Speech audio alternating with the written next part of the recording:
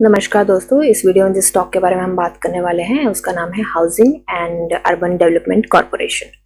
ये स्टॉक अभी 206 रुपए के प्राइस पे ट्रेड कर रहा है। आज इसने ऑलमोस्ट अपर सर्किट लगाया था बट सस्टेन नहीं कर पाया, तो 19.47 का अप मूव दिया है एंड मार्केट कैप इसकी हो गई है 41,183 CR की। इसकी मैंने फंडामेंटल वीडियो पहले ही बनाई है, आप वो देख सकते हैं। चलते हैं इसके चार्ट पे। तो ये जो कुछ मैंने लाइंस ड्रॉ करी हैं एंड एक ऑसिलेटर लगाया है, एक इंडिकेटर, और ये जो है प्राइस रेंज, ये हमने पिछली वीडियो में ही सेट किया था कि हो सकता है कि यहाँ तक के मूव कुछ दिनों में ये दे दे, एंड लकीली उसने उससे ऊपर के मूव दे दिए। तो अब बात करते हैं इसके नेक्स्ट टारगेट की। तो हमने देखा था कि हमने उम्मीद करी थी कि 200 रुपए तक मुझे लगता था कि इसके Q3 के रिजल्ट से पहले टच कर जाएगा, जो कि 9 फरवरी को है। अब देखिए, ये अभी इस टाइम पहले ही ऑल टाइम हाई पे ट्रेड कर रहा है, राइट। तो इसकी रेजिस्टेंस अभी ऐसे तो पता लगाना थोड़ा सा मुश्किल है, पर थोड़ा सा इसके टारगेट फिर भी सेट किए जा सकते हैं मुझे लगता है। और देखिए, अब इसकी RSI भी थोड़ी सी ऊपर जा चुकी है, राइट, एंड इसका अभी प्लेग्राउंड थोड़ा सा कम पड़ गया है क्योंकि RSI 80.55 है, और जो मैं बोलती हूँ कि 80 के पास RSI गई तो मतलब वहां से थोड़ा सा ऊपर जाके या वहीं से रिवर्सल होने की संभावना होती है। तो मुझे क्या लगता है कि कल इसमें अप मूव आएगा, क्योंकि देखिए बजट भी बहुत अच्छा आया है मार्केट को लेके, तो मुझे लगता है कि कल इसमें अप मूव आएगा। पर इसकी जो मैं एक आपको मेन बात बताऊं, देखिए वॉल्यूम जो है वो 20 करोड़ का आया है, राइट। बट एक मैं चीज आपको बताऊं यहाँ पे, वो है ये डिलीवरी परसेंटेज। आज की मैंने देख ली, इसमें 15% है। ये टुडे दिखा रहा है पर ये डिलीवरी परसेंटेज है क्योंकि आज की वॉल्यूम है 20 करोड़ की, राइट। कल की वॉल्यूम है थोड़ा सा आई डोंट नो क्यों ग्लिच है, पर है। इसकी डिलीवरी वॉल्यूम जो है वो है 15% की। इसका मतलब ये है कि ये स्टॉक लोग इन्वेस्ट कम करके इसको ट्रेड ज्यादा कर रहे हैं, राइट। अगर डिलीवरी, क्योंकि जिन स्टॉक्स का डिलीवरी वॉल्यूम 30 से ऊपर होता है वो इन्वेस्टमेंट वाले स्टॉक होते हैं, एंड जिनका 30 से नीचे होता है वो हो रहे होते हैं बेसिकली ट्रेड।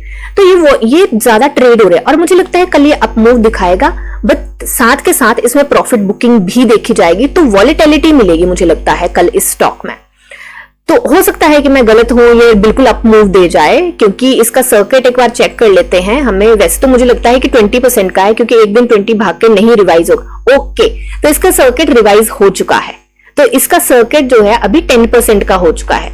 तो हो सकता है कि वॉलेटिलिटी के साथ साथ ये अपने अपर सर्किट भी लगा सकता है, क्योंकि 10% के लिए बहुत ज्यादा वॉल्यूम की जरूरत नहीं होगी, राइट। तो हो सकता है कि वॉलेटिलिटी के साथ साथ ये अपर सर्किट भी लगा दे, क्योंकि प्राइस बैंड जो है वो 10% का हो चुका है। तो 10% के हिसाब से अगर हम नवंबर तक का देखें, क्योंकि 10% का है तो थोड़ा सा भागने के बाद 5% भी हो सकता है। एंड एक बार देख लेते हैं, कोई सर्विलांस की स्टेज पे ये नहीं है अभी।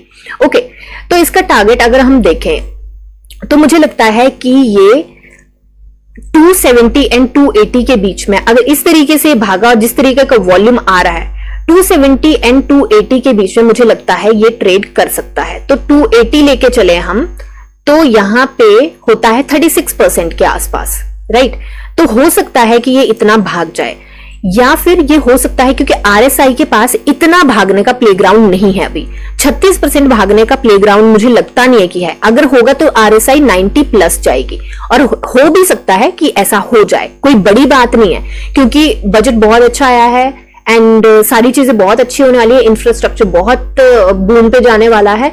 तो हो सकता है कि ये ऊपर भी चला जाए, बट मैं सिर्फ आपको इतना बोलूंगी कि थोड़ा सा कॉन्शियस होके चले। सिर्फ ये मत देखें कि फायदा ही फायदा है। अगर ये स्टॉक कहीं कंसोलिडेट कर गया बीच में, अगर आपने हाई पे ले लिया तो आप फंस भी सकते हैं बीच में।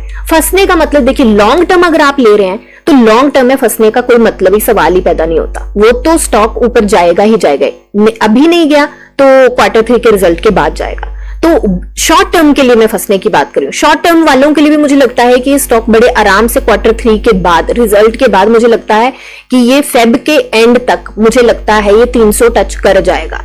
पर अभी मैं उतना ऑप्टिमिज्म के साथ नहीं ले रही, क्योंकि अगर ये यहाँ पे रुका नहीं और इसने कंसोलिडेट नहीं किया बीच में 260 और 280 के बीच में अगर इसने कंसोलिडेट नहीं किया तो ये SM की स्टेज में जा सकता है, सर्विलांस आ सकती है इस पे, एंड इसका सर्किट 5% का भी हो सकता है।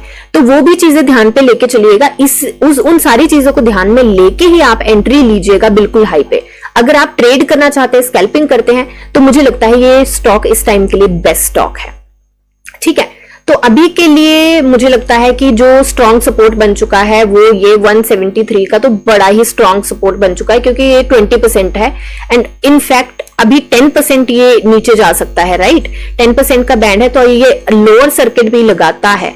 तो हम यहां से 10% ले लेते हैं, कितना होता है, तो यहां पे आता है 10%, ये ले लीजिए। तो हमारा यहां के आसपास इसका बन जाता है एक सपोर्ट। ये इमीडिएट आप स्टॉप लॉस ले सकते हो, इसका मैं कलर चेंज कर देती हूं। तो ये इमीडिएट आपका स्टॉप लॉस बन सकता है 190 एंड 191 के बीच में। तो मैक्सिमम 191 आप stop loss, immediate stop loss लेके चलिए कि अगर लोअर सर्किट भी लगता है तो आपको इसके आसपास निकाल देना है, एंड फिर नीचे जाके ले सकते हैं आप। बट मुझे लगता है कि ये ऊपर जाएगा, तो उस चीज को भी ध्यान में रख के चलिएगा आप थोड़ा सा, क्योंकि वॉलेटिलिटी रहेगी, पर मुझे लगता है हो सकता है अपर सर्किट लगा दे। ठीक है, अभी एक बार न्यूज के ऊपर नजर मार लेते हैं कि कोई न्यूज तो नहीं आई। तो अभी के लिए कोई भी न्यूज नहीं आई है, ये सिर्फ पुरानी न्यूज है जो मैंने पिछली वीडियो में सारा कुछ डिस्कस किया था।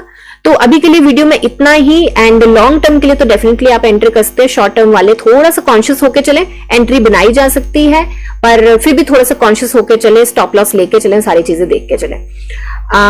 रेस्ट कोई बाय सेल की रिकमेंडेशन नहीं है, अपनी एनालिसिस कीजिए, जानिए समझिए पढ़िए और फिर इन्वेस्ट करिए। थैंक यू, एंड मिलते हैं नेक्स्ट वीडियो में। Have a nice day.